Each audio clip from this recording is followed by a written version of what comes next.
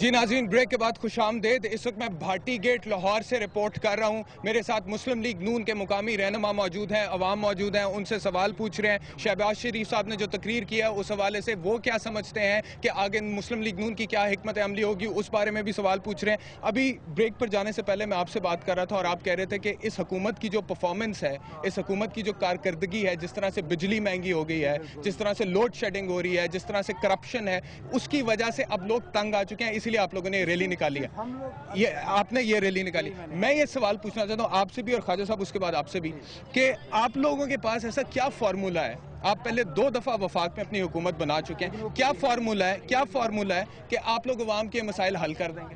جی، میں اب یہ بتاتا ہوں کہ آج جو طبل جنگ جو ہم نے بجایا ہے، جو ہمارے خادم اعلیٰ میاں شہباز شریف صاحب نے آج جو طبل جنگ بجایا، وہ کس وجہ سے کہ وہ مجبور ہو گئے کہ اسمبلیز میں جب گئے ہم نے وزارتوں سے استعفے دلوا دیے، اس وجہ سے کہ یہ حکومت وہ اس ڈگر پہ چلنے کو تیار نہیں تھی جس پہ ہمارے قائدین اس کو چلانا چاہتے تھے، کیونکہ پاکستان سے مخلص بندہ ہی یہ کام کر سکتا ہے، ورنہ کس کا جی چاہتا وہ استعفے دیتا وزارتوں سے؟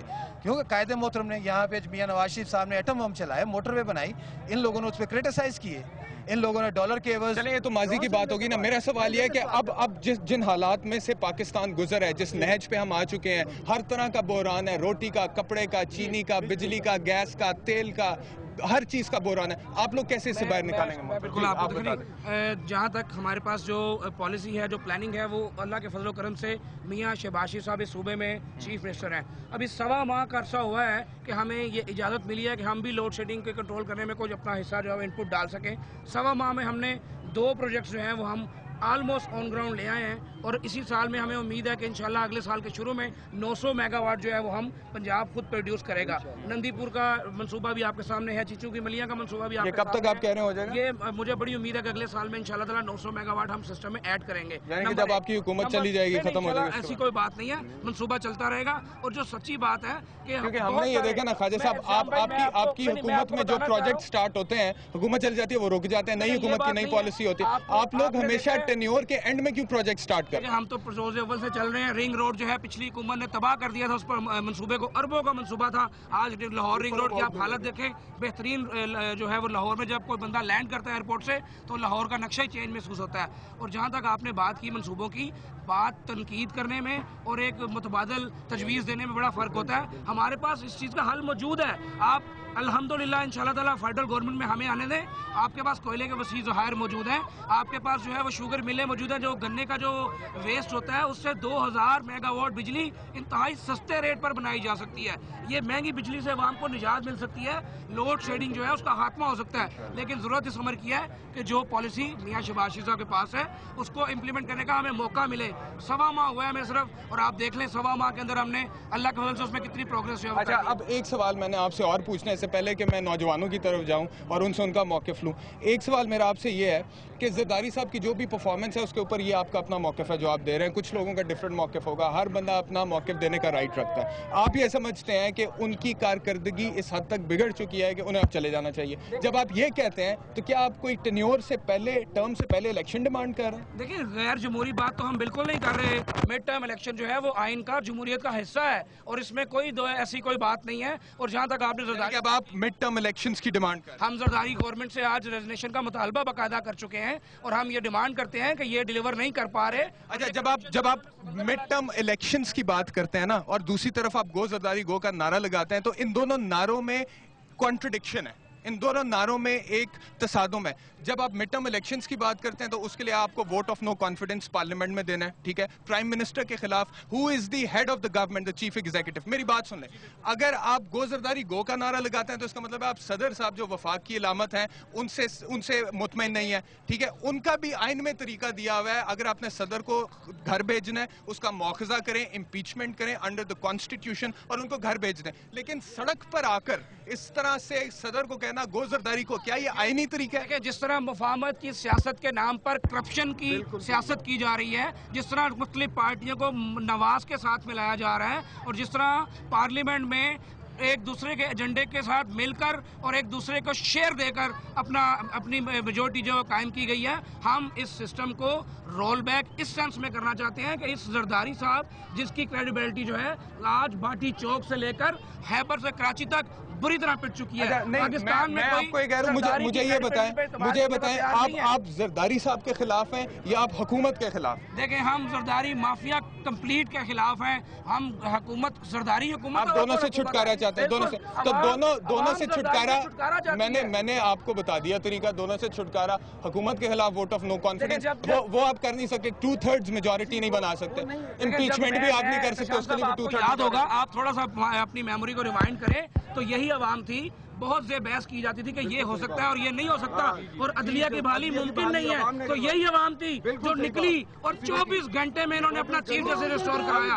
अब आप जब इस तरह की जज्बाती बात करते हैं ना, जब आप इस तरह की सुने ख्वाजा साहब सुने, आप जज्बाती बात करते हैं, पीछे से आपके वर्कर्स नारे लगाना शुरू कर देते हैं, इसका ये बात सुने यार,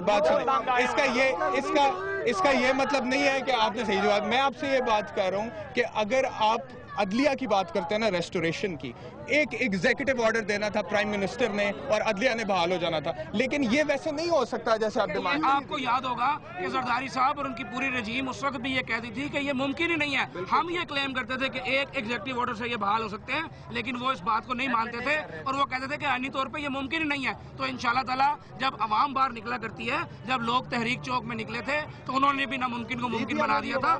इंशाल्लाह जिस तरह अवाम तंग आई हुई है, जिस तरह लोड शेडिंग से बुरा हाल है, यानी कि अब आप लोगों की पार्टी ने, आपकी क़यादत ने फैसला कर लिया तुम्हें कि हम मजीद 1-1.5 साल जो टर्म पूरी होने में रहती है उसका इंतजार नहीं कर सकते। हम अवाम के साथ है जी। अवाम ये फैसला कर चुकी है, अवाम ये डिसीजन कर चुकी है कि अवाम नहीं चाहती जरदारी को। ख्वाजा इमरान नज़ीर से मेरी एक सेकंड, मैं यहाँ पर इनसे ख्वाजा इमरान नज़ीर से हमने बात की जो कि मेंबर प्रोविंशियल असेंबली हैं। अब मैं चाहूँगा कि 1-2 नौजवानों से हम बात करें। हमारे साथ मियाँ एहसान साहब हैं जो मुस्लिम लीग नवाज के यूथ विंग के इंचार्ज हैं, उनसे भी बात करता हूँ और उनसे भी पूछता हूँ। मियाँ एहसान साहब, मुझे ये बताएं कि यहाँ पर आकर जब आपके लीडर तकरीर करते हैं और कहते हैं जी हुकूमत ने ये गलत किया और इस तरह से हमने अपनी परफॉर्मेंस आप लोगों को दी है, और फिर आप देखते हैं कि जो टॉप लीडरशिप है आपकी, मियाँ नवाज शरीफ साहब, एक तरफ तो कहते हैं हम आपके दुख में शरीक हैं, आप बड़े मुश्किल वक्त से गुजरे हैं, कड़े वक्त से गुजरे हैं, हम आपके साथ हैं, और फिर आप देखते हैं टॉप लीडरशिप यहाँ से गायब है, तो आप लोग कैसा महसूस करते हैं? इस मेरे आपके सवाल का एक मैं मुख्तसर सा जवाब ये देना चाहता हूँ कि अल्हम्दुलिल्लाह मेरे कायद मोहतरम ने ऐसा एक प्लान बना दिया है जिसमें उन्होंने ये मैसेज दिया है कि अल्हम्दुलिल्लाह नेशनल असम्बली में जब तक यूथ नहीं आएगी नेशनल असम्बली कंप्लीट नहीं होगी, और पंजाब असम्बली में जब तक जो है ना यूथ नहीं बैठेगी उस वक्त वो असम्बली, सेनेट में यूथ नहीं बैठेगी, वो कंप्लीट नहीं होगी।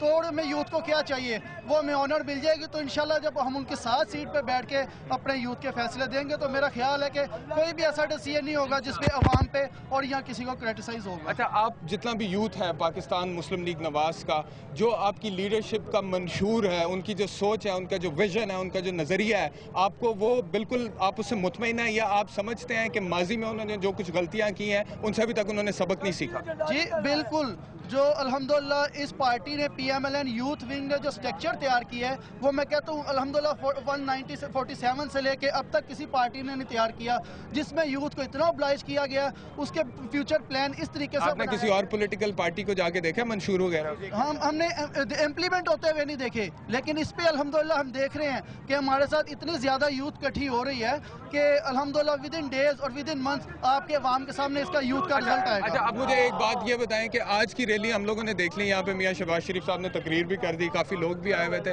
आपकी जो एक्सपेक्टेशंस थी इस रैली से वो पूरी हुई हैं? जी अल्हम्दुलिल्लाह हमारी जो एक्सपेक्टेशन थी, हमारा आप तो जरदारी साहब को घर भेजना चाहते हैं ना, आप लोगों ने यहाँ पे नारे लगा लिए, तकरीर कर ली, भंगड़े डाल लिए, ढोल बजा लिए, वापस घरों को चले जाएंगे, जरदारी साहब को क्या फर्क पड़ा? देखें जी अल्हम्दुलिल्लाह ये इनको हमने कोई खाने पे नहीं बुलाया, कोई हमने इनको कोई एंटरटेनमेंट के लिए नहीं था बुलाया इस अवाम को, ये मतलब अपनी खुशी से आए हैं और हमारी एक कॉल पे आए हैं, हमने कोई इनको फोर्स नहीं किया था। ये इसके गेस्ट आए हैं हुकूमत के, पीपल्स पार्टी के और जरदारी की हुकूमत के। वो मोहतरमा थी जिन्होंने पीपल्स पार्टी चलाई, मेरा ख्याल है कि अब ये पीपल्स पार्टी के साथ भी ज्यादती कर रहे हैं जरदारी साहब, उसको भी हाईजैक किया हुआ बहुत बुरा। अच्छा, एक और सवाल मैं यहाँ पे पूछना चाहता हूँ, लेकिन इससे पहले कि मैं मजीद गुफ्तगू को आगे लेकर चलूँ, मुझे एक ब्रेक लेनी है, ब्रेक का वक्त हो गया नाजरीन, आप ब्रेक पर जाइए, ब्रेक के बाद आपसे मुलाकात होगी।